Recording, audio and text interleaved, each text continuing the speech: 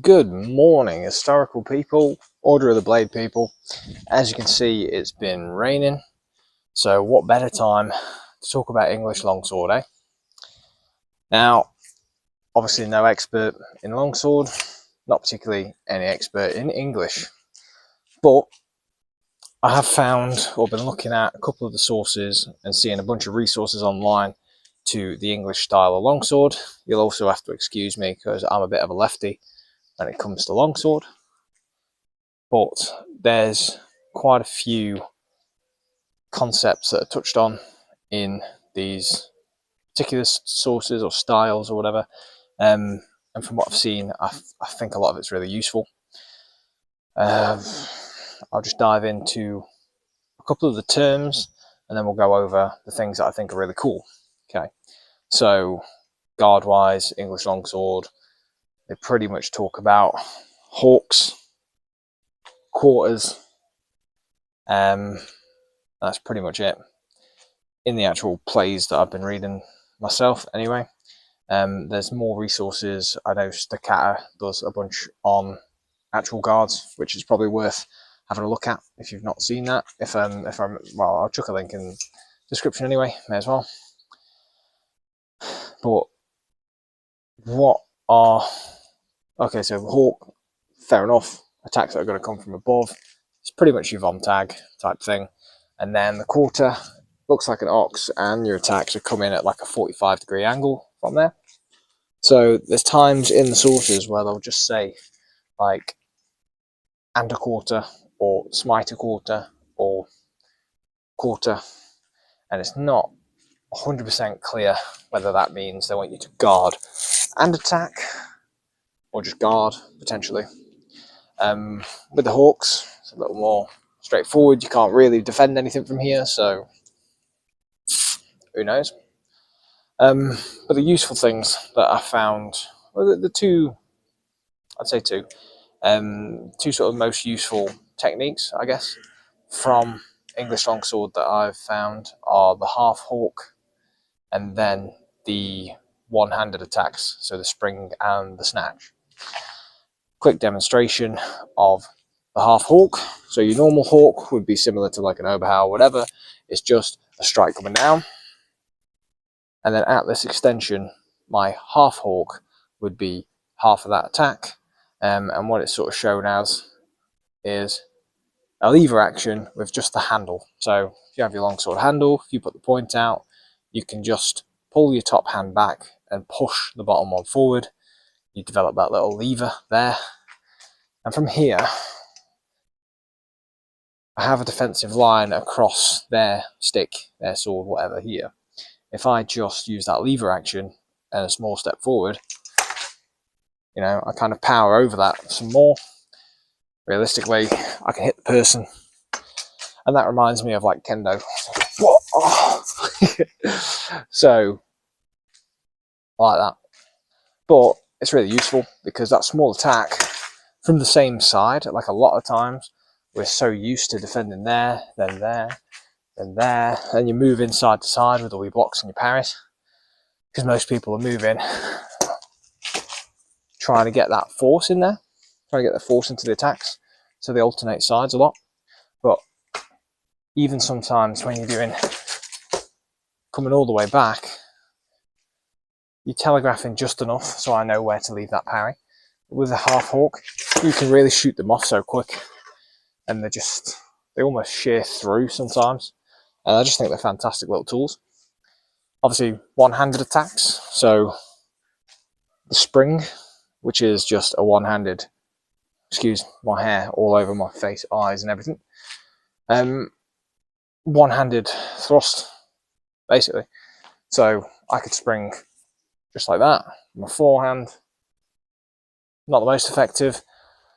How some of the plays show are more like this. So you come out with your rear hand at full extension of the sword then, so you get maximum range. And one of the plays basically shows this as they almost use it as another term, proffer, which is kind of like the threat, the provoking action provoke the other person to do something or to attack me. So with the spring itself, I should send that out, and as they knock that away, I can get it ready to be used as a hawk. So whether they knock it that way, come round, they knock it straight down, go straight into my hawks, that kind of thing. So I find that pretty useful. Also, as you're sparring normally, if you are at a distance, a little jab like that can be really useful. Obviously, physics-wise, that is going to do just as much damage as with two hands, realistically. Like, it's not going to be worlds apart there. So then, yeah, the other one that I like is the snatch, which is another single-handed technique. Again, with the bottom of the, holding at the bottom of the sword, near the pommel, and you're basically just swinging that around. So you're just attacking at the legs, trying to pick their ankles off or whatever. And how the plays show this is usually on the retreat. So I'd come in, hawk, round, round, quarter to move out, and then I'd like snatch there. So, boom, boom, boom, boom, boom. Something along those lines. But the concept of that I like most, I think, translates to some of the plays in the ladle roll as well, where you'd come in for a couple of rounds and you'd quarter, and you'd smite a quarter or two as you're moving out. What that is the cover in your retreat. Firstly, most of the plays, if not all of them, have built into them, you sort of come in for an attack or two, and then you're quartering and retreating, whether that's with your cock steps, as they call them, or whether that's smiting rounds as you go back with passing steps. But they are very cautious about giving you that retreat, making sure you are, of course, doing something, then pulling back. And as you're pulling back, instead of just sat there in a guard position and retreating, you're throwing something out to pressure that distance to prevent them from chasing you whilst you're on the back foot, which I just really like as a tactical concept anyway. So to add that into the plays or whatever, I think it's really useful. Again, I'm sure there's German and Italian stuff that covers similar things. Just the way this is presented, I think, makes it really easy.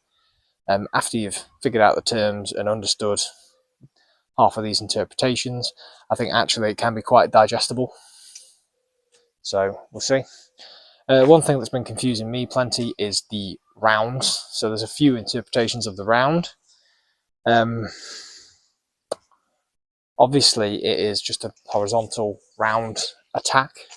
Now, because we have the quarters, which are like angled strikes, I'm kind of reluctant to believe that a round is anything other than just straight across. Obviously, there's always variation in what we're doing, so maybe it could still come around there and still be considered a hashtag round or whatever. But yeah, I'm also a little dubious to consider it like a Zwerkow type move. Could be possible, could make sense, but I feel like a lot of the plays, they rely more on you controlling the centre line. So giving it up through, I mean, obvious thing with the Zwerkow particularly is you open your body up when that strike goes out, which isn't always a problem. And for something like double rounds, actually might not. It might be all right. It might make sense. But if I look at the ladle roll, it wants me to do double rounds and then into a thrust, which maybe that works. Okay. However, I feel like, and was it Rocket City Hema did a really good video going through The Man That Will with the gentleman's style of play, and he really enforced keeping that centre line covered, So as I'm doing my round strikes, just nice short mechanic with the sword strikes, so that I'm maintaining that centre line, which makes perfect sense if I'm coming in here and then I'm expected to quarter up and maybe throw some off that. Like, because I've kept that line clear, if I start going out like this and like this, I kind of lose what I give myself with the entry, with the hawk and then the half hawk. If I just suddenly come up here and then up here, I've just, anything that was there control wise, I just give away. And because of the emphasis on the retreats and the cover and distance, I do believe that the English sources, whoever's written these, whatever, manuscripts, does mean it to be more of a defensive, controlled style. So I think it would only make sense that I prioritise covering that centre line over coming and delivering more powerful strikes, let's say. The half hawk in itself wouldn't be a powerful strike, but I think mechanics of the sword and the armour they would have been fighting in, which was not so much,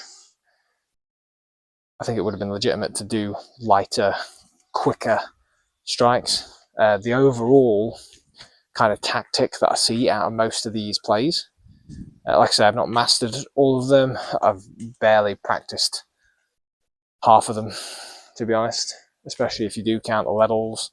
I've only done like 2 of them, but they seem to be quite quick, fast-paced, in then get out strategies. So you come in for your hawk, half hawk, round, and then I'm quartered up, running away. It's like, okay, cool. And then potentially, as I'm running away, I'm swiping a snatch to keep that distance. Perhaps I'm in, and then I'm actually throwing a quarter out there as I retreat. So it's quite hit and run style. Except when you're in there, you're really focused on protecting yourself, which I like. I think it's good. I think it's a good. I think the plays have some good merits to them. Obviously, needs more practice, needs more testing, all that kind of stuff. But I think it's a good. I think it's something that people aren't looking at enough. I think it's something we could definitely learn from more. So,